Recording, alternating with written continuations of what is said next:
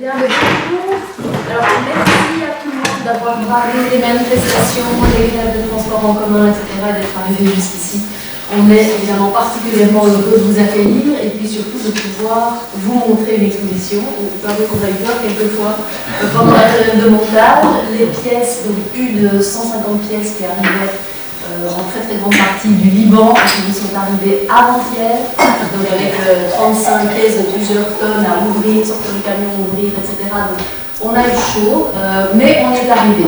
Alors par contre, on n'a pas encore tout à fait terminé le montage, donc vous nous excuserez et vous visiterez l'expo en situation de montage, parce qu'on aime bien ça, comme ça on voit un peu les coulisses et l'ampleur du travail pharaonique qui a été réalisé ici et en amont au Liban et en Suisse. Donc voilà, ça vous permettra de rentrer vraiment dans le vif du sujet en passant par nos coulisses. Alors, cette exposition, les routes et les temps du design, c'est une coproduction MUDAC et SLID. Ça fait déjà, j'ai oublié de compter, on a eu plusieurs collaborations, coproduction, reprise, échange. Enfin, on a eu des logeurs, on a eu la Baker, on a eu Orpiste, enfin, on en a eu plusieurs, chaque fois avec grand plaisir. Donc, merci à l'équipe du MUDAC. Chantal Prodon, que certains connaissent déjà, est la directrice du MUDAC, et donc c'est elle qui va vous parler un petit peu d'un très grand événement qui est attendu pour le mois de juin, qui est l'inauguration du nouveau bâtiment du MUDAC, dans le cadre de Plateforme 10. C'est elle qui vous expliquera tout ça, donc c'est l'occasion évidemment de sa venue de parler un petit peu de tout ça en Belgique. Et puis Marco Costantini, qui est le commissaire de l'exposition, donc les directeurs adjoints du MUDAC et les conservateurs, les commissaires au MUDAC. Et je pense que ça fait 6 ans qu'il travaille, plus de 6 ans qu'il travaille sur le projet de route, avec passion, avec rigueur, et donc Marco, un immense merci pour ce travail et pour cette belle opportunité de collaboration. Et je dois vous dire aussi que je suis particulièrement heureuse d'accueillir cette expo, puisque c'est la première qui dresse un panorama du design au Liban. Alors à la fois sur le plan historique, c'est la première fois qu'on étudie en profondeur, de façon systématique et rigoureuse ce sujet, et aussi c'est la première fois qu'il y a cet aperçu de la scène contemporaine du Liban. Donc évidemment on est très fiers de pouvoir participer à ça. Puis c'était super aussi de réaliser un projet international, puisque comme je vous le disais, c'est un travail qui s'est réalisé entre le Liban, puisque Marco est allé quand même plusieurs fois au Liban, puis il y a des designers libanais qui sont au Liban ou ailleurs, et donc au Liban, en Suisse, où Marco a travaillé aussi pendant toutes ces années, et puis en Belgique, ici pour la dernière ligne droite de ces dernières semaines. Et là, je dois vous dire, donc, comme je vous ai confié que c'était un montage qui a été assez titanesque, assez pharaonique, ça a été un formidable travail. Tout le monde s'y est mis, vraiment, chacun avec des tâches différentes. Il y a parfois des petites tâches qu'on ne réalise pas quand on voit le travail fini, mais qui sont essentielles à la réalisation d'une expo. Et donc, merci aux équipes du Grand Tournu. Vraiment, tout le monde s'y est mis. On a même le resto qui nous a proposé de l'aide, tellement ils ont eu pitié de nous à un moment. Et donc, un immense merci aux équipes qui nous ont montré là dans la dernière ligne droite ce que c'était une vraie collaboration. Merci beaucoup. Un petit mot aussi sur notre programme transversal. Comme vous le savez, pour toutes nos expositions, on réalise tout un programme d'activités qui permettent d'entrer par différents angles d'approche, différentes perspectives dans l'expo. Donc on aura un concert, il y aura des conférences, des ateliers, Marie, une navette, je pense aussi. La navette, non, mais des conférences et un super concert, je crois que le Sayat qui ravira tout le monde, je pense. Voilà, vous avez, je pense, les activités pour enfants dans vos sacs de presse. Voilà. Et alors, je remercie évidemment aussi les scénographes, Ray et Jade, qui sont libanais et que vous connaissez déjà, puisque c'est eux qui avaient réalisé la scénographie des Cosmos.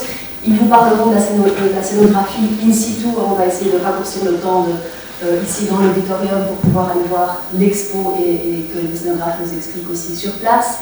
Chris Gauchi, qui est le graphiste de cette exposition, et du catalogue également, premier catalogue sur ce sujet, catalogue encyclopédique, donc énorme travail aussi, merci beaucoup Chris. Et puis Christophe Hennet, qui est l'artiste sonore, où est-il? Voilà, il est là et qui vous expliquera aussi dans l'expo un petit peu sa collaboration à ce riche projet. Donc voilà, un tout grand merci à tout le monde. Je vais céder la parole peut-être d'abord à Chantal Prodon, qui va donc nous expliquer un petit peu ce projet du nouveau bâtiment d'Aires Madeus pour le MUDAC et Photoédité. Merci Marie, merci d'être là. C'est toujours un plaisir de revenir dans ton si beau site. Donc je suis arrivée hier soir, donc moi j'ai pas fait grand chose, mais beaucoup de choses en amont, en ayant suivi ce projet que Marco a porté depuis tellement d'années avec M. Grosset. Et c'est vrai que c'est l'occasion peut-être de vous 14 slides, donc ça ira vite, hein, je ne vais pas trop m'attarder sur ce projet, mais c'est évidemment pour l'histoire de notre institution, c'est extrêmement important ce qui est en train d'advenir, puisque nous allons ouvrir nos portes le 15 juin prochain dans un nouveau bâtiment, suite à 20 ans passés dans une maison 17e siècle sublime.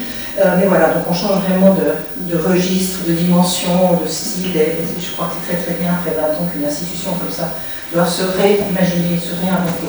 Donc je vous présente en quelques mots ce projet lausannois, qui est évidemment pas juste le MUDAC qui déménage, même si évidemment je mets ça un peu en avant, c'est normal, c'est mon institution, mais c'est bien un quartier des arts qui est en train de se construire à Lausanne. Vous voyez là une image de synthèse qui aujourd'hui est quasiment terminée. Les arbres ne sont jamais aussi grands que sur les images de synthèse, hein, parce qu'il faut tout de même quelques saisons pour qu'ils poussent un peu, donc pas beaucoup d'ombre sur le site, mais bon. Voilà, en quelques mots, voilà ce qu'est le projet. Donc, vous connaissez peut-être pas Lausanne, c'est pas grave, vous viendrez. Mais donc là, clairement, est juste là en dessous. Là, c'est le centre-ville, vraiment. Vous avez la gare de Lausanne, qui est une gare très importante parce qu'elle a été créée au moment du percement du tunnel qui a traversé les Alpes. Donc c'est vraiment un hub ferroviaire pour toute la Suisse et au-delà. C'est vraiment un hub ferroviaire, je dirais, au niveau européen. Et en fait, c'était un espace gigantesque, 25 000 m², qui est à côté de la gare et qui était dévolu en fait pour l'entretien des locomotives. Donc c'est un espace fermé, interdit au public, qui a été libéré parce que les CFF, donc la compagnie ferroviaire suisse, a décidé d'aller ailleurs. Et ça, c'était absolument un alignement de planète extraordinaire, parce que c'est pas nous qui les avons chassés, c'est eux qui sont partis et on a occupé le terrain. Donc l'idée, c'est de vraiment créer un quartier qui est ouvert au public, qui est que pour le public, et que pour la culture. Il n'y a pas de trafic, de voitures ou quoi que ce soit qui passe sur ce quartier. L'idée, c'est 3 musées, dans 2 bâtiments, vous allez voir, et puis un objectif de 200 000 visiteurs par an, ce qui paraît assez réaliste par rapport à ce qu'on voit déjà avec le premier musée construit, une proximité immédiate avec la gare de Lausanne, où transitent 100 000 visiteurs par jour. Donc vous voyez, si on arrive à juste leur dire de prendre le train suivant, avec 1%, ça fait déjà beaucoup de monde.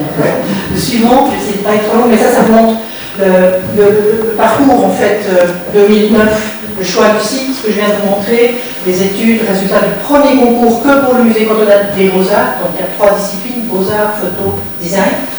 Ensuite, premier crédit d'ouvrage, parce que c'est un bâtiment qui est payé public, privé, je ne vais pas entrer trop dans les détails, je suis bien sûr à disposition pour toutes les questions que vous auriez, mais aujourd'hui c'est le vivant, je ne veux pas prendre trop de temps et de place dans la présentation. Construction du musée des Beaux-Arts à partir de 2016, mise à l'enquête, c'est des choses très importantes, on a perdu 3 ans, les voisins n'étaient pas contents parce qu'on a couché la vue sur les Alpes et le lac, et donc il a fallu passer toutes ces étapes. L'inauguration du musée des Beaux-Arts en 2019, remise des clés du bâtiment Élysée-Mudac, donc les deux institutions dans un même bâtiment en 22. Donc le 21 on a reçu les clés symboliques, ce n'est pas encore les vraies clés, mais en 22 nous allons ouvrir. Suivant, ça vous montre le site, vous voyez on est à côté des rails. C'est ça qui est tout de même extraordinaire, il y a tous ces trains qui passent, une espèce de travelling permanent. Premier bâtiment, le musée cantonal des Beaux-Arts, et le deuxième, qui est en fin de construction avec Élysée-Mudac. Vous allez avoir quelques petits détails en plus sur ces 2 bâtiments. Voilà le site, on comprend bien un peu le côté transversal, avec évidemment au sud aucun accès possible vu que les trains passent, un accès directement depuis la gare, 2 accès par la grande avenue qui passe au-dessus du site, et un accès qui va plus loin. Donc ça sera transversal, traversant et plat, ce qui est à Lausanne. Il y a quelque chose de très important, parce que vous savez peut-être que Lausanne, c'est le haut et là.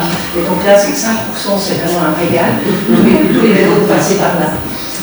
Ensuite, voilà le musée des Beaux-Arts, ça c'est une vraie image. Là, nous sommes à côté, vous voyez les trains qui passent devant, donc c'est assez extraordinaire. Le seul élément historique, c'est cette halle, une partie de la halle 1913 qui a été maintenue, qui est l'axe d'entrée du musée.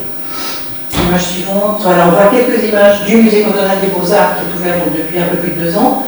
L'entrée, c'est par cette espèce d'ouverture de porche, et vous arrivez, et vous avez la halle 1913 qui a été restaurée pour ce petit bout-là, qui vous donne la lumière du sud, seule lumière du sud de tout le bâtiment, parce qu'elle est trop violente évidemment. Toutes les lumières autrement pour les salles d'exposition sont les lumières du nord. Et puis au 2e étage, lumière zénithale, fameuse extraordinaire sculpture de Pennon, qui a été offerte par la galeriste Alice Poli, qui a l'impression que le bâtiment s'est construit autour. Enfin, c'est quand même venu après. C'est extraordinaire comme œuvre de bâtiment. Le deuxième bâtiment, c'est le nôtre. Ça, c'était la queue, la première fois qu'on avait la queue de gens pour la remise des clés au mois de novembre. Et puis ça, maintenant, on est quasiment fini. Vous voyez, toute autre architecture, Barossi Vega, bureau espagnol pour le premier bâtiment, un bureau portugais, les frères Arres Mateus pour le nôtre. Vous avez le Médac en haut, l'Élysée en bas, et au milieu, cette faille qui vient sur les 4 côtés, qui donne de la lumière toute la journée. C'est vraiment un bâtiment très très particulier. Tu peux passer, voilà, on comprend un peu mieux. Là, vous avez la face côté rail. Là, c'est depuis la gare. Tout près des bâtiments, c'est ça aussi, c'est le caractère urbain qui est très intéressant, je crois, pour ce site. On voit bien ce petit dessin qui est tout à fait étonnant de le hall d'entrée. On arrive, on voit un peu dans cette partie-là, dans ce slide-là, ce que ça représente. Tout le plafond est complètement fait de losanges et de pyramides depuis le sol et de losanges depuis le haut. Et tout tient sur 3 piliers, qui sont les 3 ascenseurs, mon charme de 2 ascenseurs. Donc c'est une prouesse architecturale et l'ingénierie absolument unique. L'installation qu'on avait demandé à Christian Marquet pour l'ouverture, la remise des clés au mois de novembre, et la petite fenêtre du Ludac, plafond zénithal, une fenêtre qui vous donne la vue non pas sur les montagnes et le lac, mais sur les trains, ce qu'on trouve encore mieux. Suivante, voilà le quartier. Les petites arcades de Navibar, des espaces pour faire des performances, la réalisation de ce qu'on appelle le pourcent culturel, un pourcent qui est calculé sur le budget des 2 musées, construction des 2 musées, qui a permis à Xavier Veillon et Olivier Mosset de réaliser cette énorme locomotive qui s'appelle la Crocodile, qui est la locomotive qui a permis justement le percement des Alpes, qui est à l'origine de la gare de Lausanne, comme je vous le disais. Donc c'est un élément très important, et c'est une espèce d'énorme jouet, mais c'est la vraie dimension. Donc c'est vraiment un monument fantastique. La voie à mobilité douce, comme je vous disais là, cette petite voie qui va aller jusqu'à la sortie du site, le mobilier urbain qu'on a fait faire aussi expressément. Voilà, ça vous donne quelques images un peu de la partie publique. C'est ça qui est intéressant. Plateforme 10, c'est bon, la plateforme qui permettait au train de tourner, d'entrer dans les hangars pour les locomotives. C'est vraiment un quartier. C'est pas juste 3 musées qui mélangent. Et c'est ça le pari. Parce que nous, on sait diriger des musées, mais l'espace public, il y a d'autres gens qui doivent s'en occuper. Donc c'est aussi tout ce partenariat avec cet environnement urbain qui nous intéresse beaucoup. Voilà, je crois que c'est... Oui, tout ça, évidemment. Non, c'est vrai, j'ai encore quelques petits slides, excusez-moi, il faut pas toujours croire que je parle de mon projet.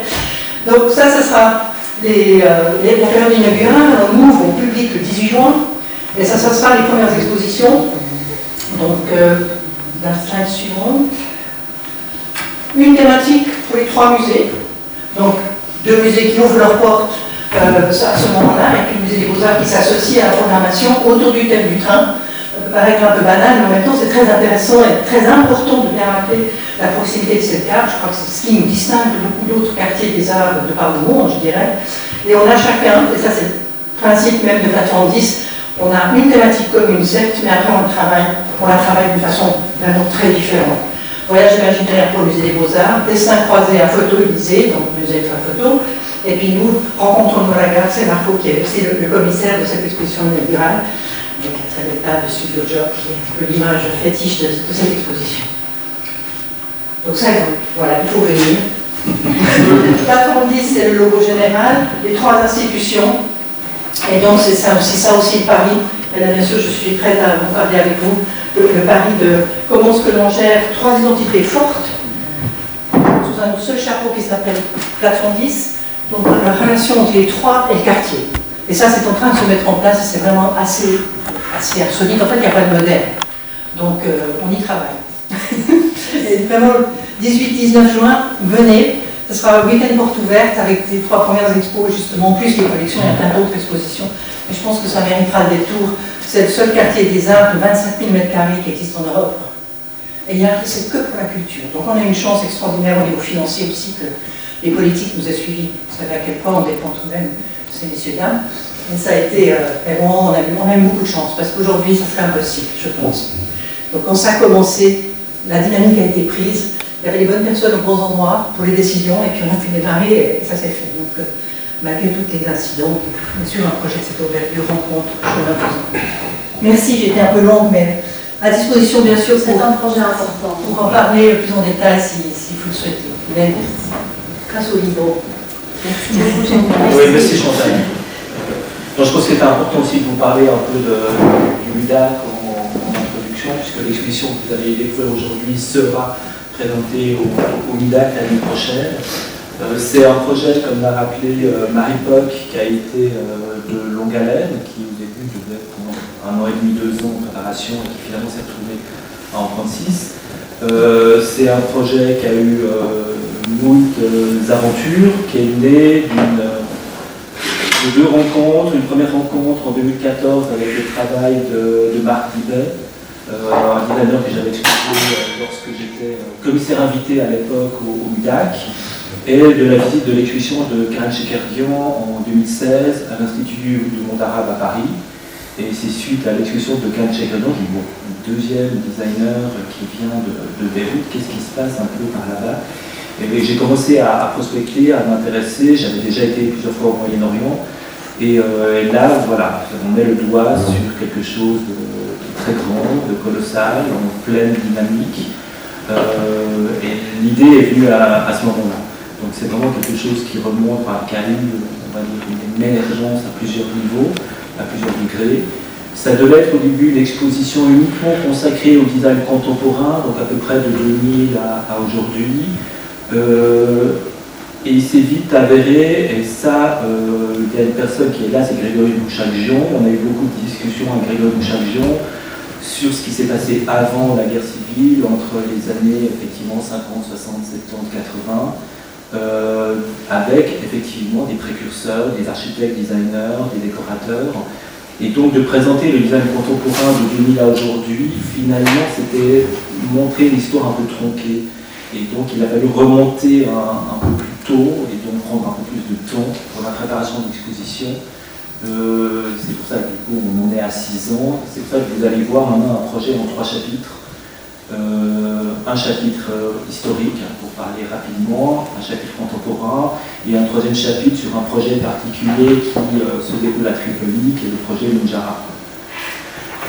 Il va y avoir 2-3 autres choses qu'on va vous présenter en même temps, mais c'est un peu la structure du projet de l'exposition. C'est un projet qui est inachevé, évidemment, volontairement, parce que, en tout cas pour la partie historique, c'est encore un chantier, c'est-à-dire qu'on a encore des choses à découvrir, des choses à préciser, à reconstituer, compléter des bibliographies, des parcours, retrouver des documents, des objets. Donc c'est quelque chose qui, heureusement, n'est pas terminé et que d'autres vont pouvoir reprendre, explorer, développer, compléter ou même rediscuter. C'est un premier projet, comme l'a dit Marie Poc, mais donc c'est un sujet qui doit porter à discussion, à débat. Effectivement, est-ce que le discours qu'on va vous proposer dans cette exposition est-il juste? Peut-on le réenvisager avec d'autres outils, d'autres méthodologies, d'autres discours? Donc c'est vraiment un projet qui reste ouvert et qui doit rester ouvert effectivement pour sa compréhension. Avec des propositions d'analyse, mais qui restent des propositions d'analyse, qui sont un regard subjectif qui est le mien. Et qui n'engage finalement qu'à un certain moment à un niveau de connaissance spécifique. Donc tout ça doit être vraiment un peu offert à d'autres. Je suis content d'être à Beyrouth aussi la semaine prochaine, puisque la Garitanite organise aussi une exposition sur le design au Liban avec des pièces historiques et des pièces contemporaines. Donc c'est une autre manière de rediscuter de ça, de revoir. Donc voilà, ça montre que d'autres maintenant vont s'emparer de ça. Et ça reste ouvert.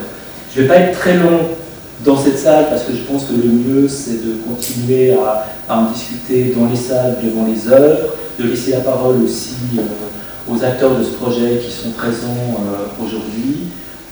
Juste vous rappeler effectivement, comme l'a dit Marie, que la partie, vous allez voir, historique n'est pas encore terminée. Les deux autres salles sont achevées, donc on est en train de faire les finitions, mais elles sont terminées. Ce qui me rassure, puisque nous ouvrons demain soir. Comme l'a rappelé Marie, les œuvres sont arrivées il y a 2 jours, avec 1 mois de retard à cause du bateau, donc c'était un peu stressant.